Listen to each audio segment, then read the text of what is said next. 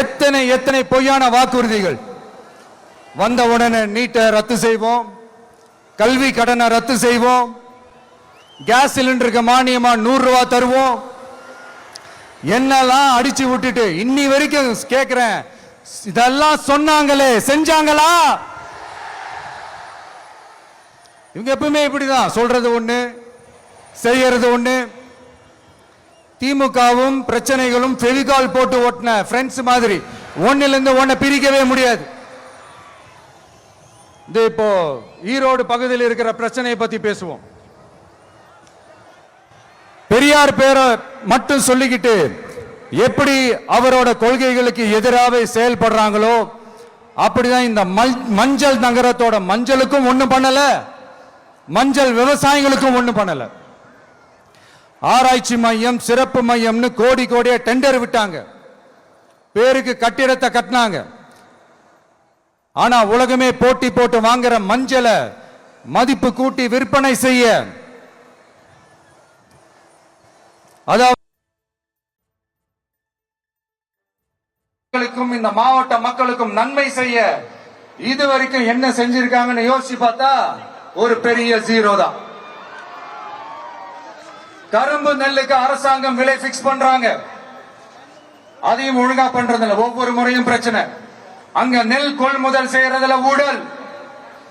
சரி, நாம கஷ்டப்பட்டு விளைய வச்சது வீணா போக கூடாதுன்னு நினைச்சு நம்ம விவசாயிகள் கேட்கிற லஞ்சத்தை கொடுத்தாலும் அதுக்கப்புறம் கூட அந்த கொள்முதல் ஒழுங்கா நடக்கிறது இல்லை.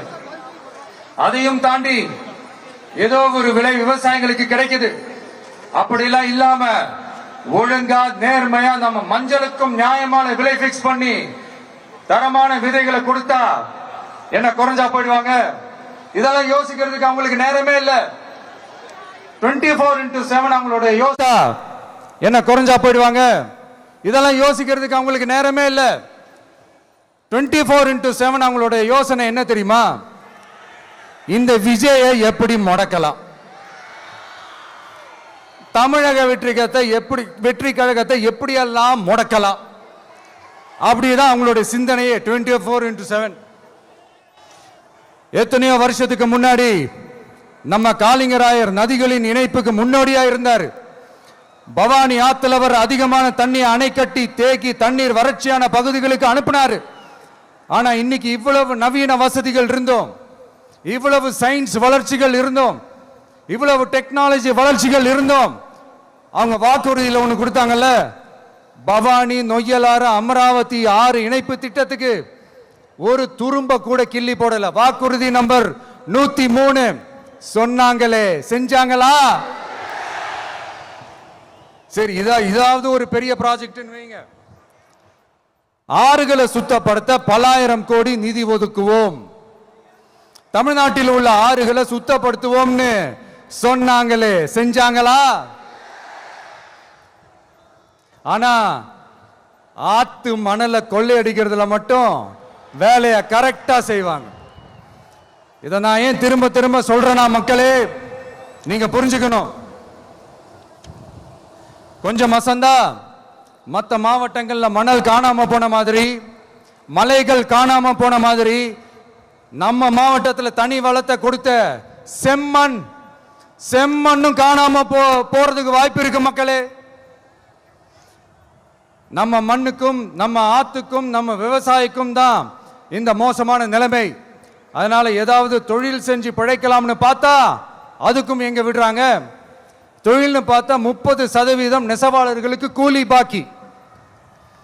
அரசாங்கம் நம்ம நெசவாளர்கள் கிட்ட இருந்து கொள்முதல் செய்த வேட்டி சேலைக்கான கூலியை கூட போராடித்தான் வாங்க வேண்டியதா இருக்குது.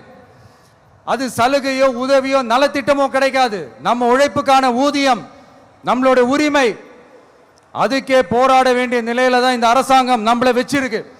நல்லா பார்த்துக்கங்க மக்களே, உரிமைக்கு குரல் கொடுத்தவங்க தான் இவங்க. சிறு குறு தொழில்கள் பீக் ஹவர்ஸ் சார்ஜ்னு கரண்ட்டுக்கு அநியாய விலை வச்சு அதையும் செய்ய விடாம நம்மளை முடக்கிடுறாங்க. அந்த பீக் ஹவர்ஸ் சார்ஜ் கொள்ளையால எத்தனை வருஷமா எவ்வளவு பேர் பாதிக்கப்படுறோம், எவ்வளவு தொழில்கள் பாதிக்கப்படுது. நாமளும் கத்துறோம், போராடுறோம், கோரிக்கை வைக்கிறோம். எதையாவது இவங்க கண்டுக்கிறாங்களா? கொஞ்சம் யோசிங்க. ஏன் கண்டுக்க மாட்டேன்றாங்கன்னு கொஞ்சம் யோசிங்க.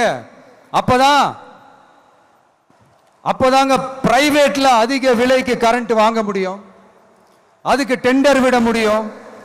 அப்படி டெண்டர் விட்ட மேட்டர்ல எல்லாம் என்ன நடக்கும்னு உங்களுக்கும் தெரியும், எனக்கும் தெரியும், நம்ம எல்லாருக்குமே தெரியும்.